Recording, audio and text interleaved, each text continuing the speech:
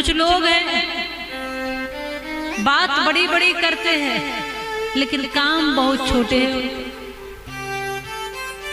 अब उदाहरण के लिए आप खुद ही यदि तंबाकू गुटखा खाते होंगे तो अपने बेटे को बोल सकते हो क्या बेटा तू नहीं खाना? बोलो, नहीं बोल पाओगे ना। पहले तुम्हें छोड़ना पड़ेगा, पहले तुम्हें खुद ठीक होना पड़ेगा।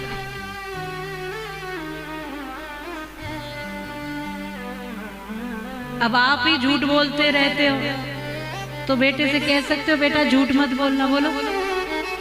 पर फिर भी बहुत से लोग कहते हैं नहीं बोलना झूठ, यही सिखाया जाता है हमको, झूठ बोलना पाप है, झूठ बोलना पाप। खूब ये दिन रात यही समझा रहे हैं बच्चों को, छोटे छोटे बच्चों को, और खुद झूठ बोल रहे, खुद नहीं संभल रहे।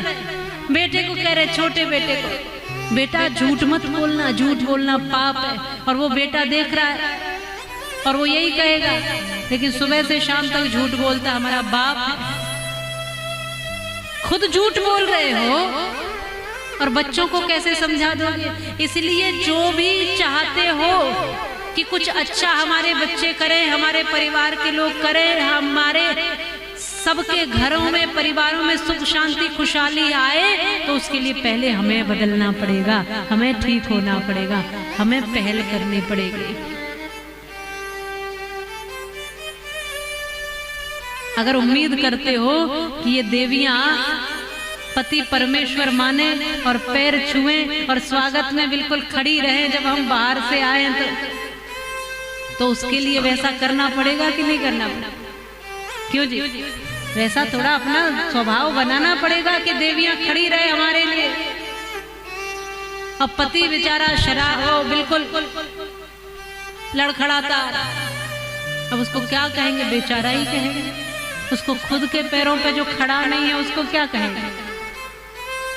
अब आप ये उम्मीद करो उस समय कि कोई हमारे लिए आरती का थाल लेकर खड़ा होगा, तो संभव है क्या?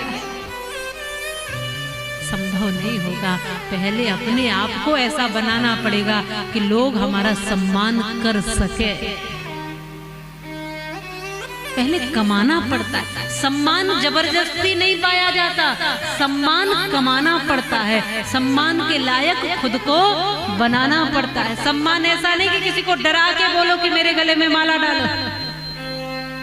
सम्मान तो जिसके आगे आपका हृदय झुक जाए, समझ लो वो सबसे बड़ा सम्मान है, सबसे बड़ा सम्मान। नहीं तो पिताजी के पैर कभी कभी ऐसे भी छू लेते।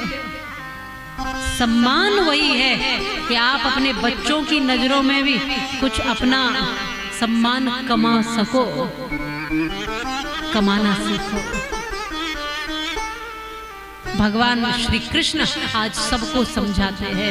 महाभारत का भीषण युद्ध हुआ, भगवान ने पहले भी समझाया था, नहीं माने, और उस युद्ध हुआ, विनाशकारी युद्ध था, बहुत पतन हुआ उस युद्ध में। बड़े बड़े योद्धा, महाराजा, राजा, बहुत बड़े बड़े बलवान उस युद्ध में समाप्त हो गए। चारों ओर से चीत्कार शुरू हुई। इस युद्ध में 100 के 100 कौरव मारे गए। सब ओर से हाहाकार, धरती रक्त से लाल हो पड़ी थी। जिधर देखो विधवाओं की चीत्कार सुनाई देती थी। ऐसी विजय को युधिष्ठिर महाराज स्वीकार नहीं कर पा रहे। भगवान ने कहा पांडवों की जीत हुई, आप सब जानते हैं, और कौरव हारे। लेकिन भगवान ने जब राज्य गद्दी के लिए कहा युधिष्ठिर महाराज को कि तुम राजा हो, बैठो इस गद्दी पर, आज युधिष्ठिर महाराज दुखी हो गए। इतने करुण पुकार सुनकर, इतनी महिलाओं और स्त्रियों का रुदन सुनकर मैं कैसे इस गद्दी को स्वीकार करूं प्रभु। इधर गांधारी रो रही अपने 100 पुत्रों के लिए। भगवान ने समझाया सभी को, युधिष्ठिर महाराज को समझाया। सब अपनी अपनी करनी का फल भोगते हैं, सबने अपनी अपनी कर्मों का करनी का ही फल पाया है। इसीलिए यह बताया कि ये जो कुछ भी मिला है, ये सब अपने अपने कर्मों से मिला है। ये सब अधर्म के साथ खड़े थे, इसलिए समाप्त। धर्म के पक्ष के लोगों की विजय हुई।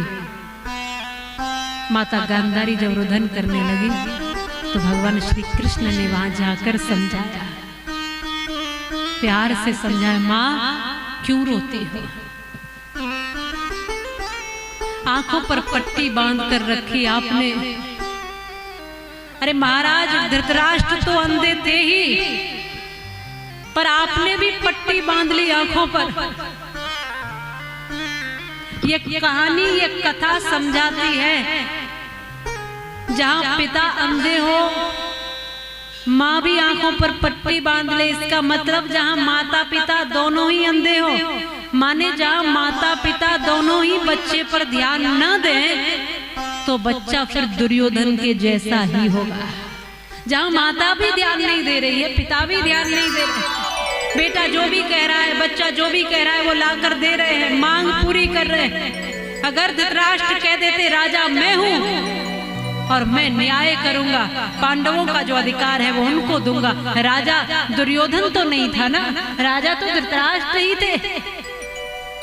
राजा कह सकते थे कि मैं न्याय करूंगा, पांडु के पुत्रों को, पांडु का जो अधिकार था वो उनके पुत्रों को मिलेगा, और जो तुम्हारा अधिकार है वो तुम्हें मिलेगा, और राज्य तो उन्हीं को मिलेगा जिनका था। यदि वो न्याय कर पाते तो आज उनका पुत्र जीवित रहता। आज धृतराष्ट्र आंसू बहा रहे, गांधारी रो रही है, भगवान श्री कृष्ण सत्य का दर्शन करा रहे। ये कहीं न कहीं इसमें कारण भी आप ही हो। इसलिए बालक यदि गलत राह चुन लेते हैं तो कई बार ज्यादातर कारण माता पिता उसमें पाए जाते हैं। इसलिए ध्यान देना है बच्चों पर, बचपन से ही आंख बंद करके नहीं रखना।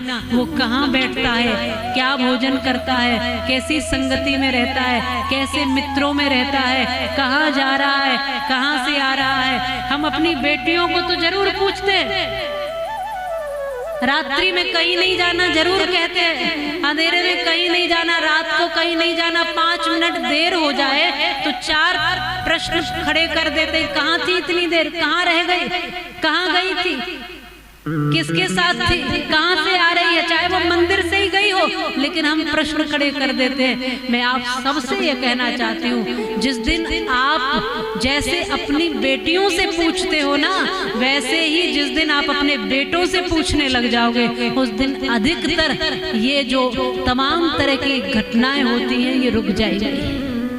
पूछना चाहिए ना। जब रात में बेटी बाहर नहीं जा रही है तो बेटे से भी पूछो कि तुम रात में कहां से आ रहे हो, क्यों नहीं पूछते हो? जब बेटी से 4 प्रश्न करते हो तो बेटे से भी प्रश्न करना सीखो। पर हम क्या कहते हैं, ये तो बेटा है, कोई बात नहीं। बेटियों को बंधन में डालने से कुछ नहीं होगा। बेटाओं के लिए, बेटों के लिए कुछ मर्यादाएं बनानी पड़ेगी। महिलाओं के लिए सारी मर्यादाएं नहीं है बंधु, पुरुषों के लिए भी कुछ मर्यादाएं हैं। अपनी अपनी सीमा रेखा सबके लिए है, अपनी अपनी मर्यादा सबके लिए है। माताओं के लिए अपनी मर्यादा है और बंधुओं के लिए अपनी मर्यादा है। अपने अपने नियम में सब रहे। राम भी अपने नियम में रहते हैं, इसलिए मर्यादा पुरुषोत्तम श्री राम कहलाए जाते हैं।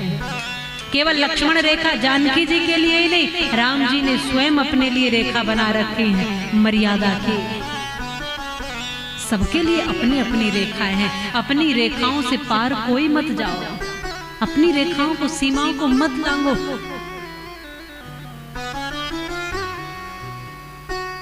भगवान ने आज समझाया है। दुर्योधन आज टूटी जंगा लेकर आखिरी श्वास में आज मृत्यु के मुख में जा रहा है, तो हे माता गांधारी, इसमें आप भी कारण हो। और धृतराष्ट्र जी को कहा कि इसमें आप भी कारण हो। आज आपका पुत्र आपके सामने होता, और एक नहीं 100 के 100 पुत्र आपके साथ होते, लेकिन आपने समय रहते बच्चों को नहीं समझाया। बच्चे ने कहा कि मुझे कार चाहिए, आपने कार दे दी छोटी सी उम्र में। बच्चे को ये कहना चाहिए था कि तुम पहले समर्थ हो जाओ, सक्षम हो जाओ, खुद कमाओ और अपने पैसों से खरीद कर लाओ, और फिर उसमें हमें भी बिठाओ। आपने तुरंत बच्चों के, क्योंकि आजकल पैसे की कमी नहीं, सुविधाओं की कमी नहीं, जो बच्चे मांगते तुरंत दे देते हैं। मैं ये कहना चाहूंगी, बच्चों को कार दो या मत दो, पर बच्चों को संस्कार जरूर दो। संस्कार दो। बिना संस्कार के आज दुर्योधन की ये दशा हुई थी। लाखों लाखों लोग उसी की हट के कारण मारे गए। योद्धा से योद्धा इस धरती में मिल गए।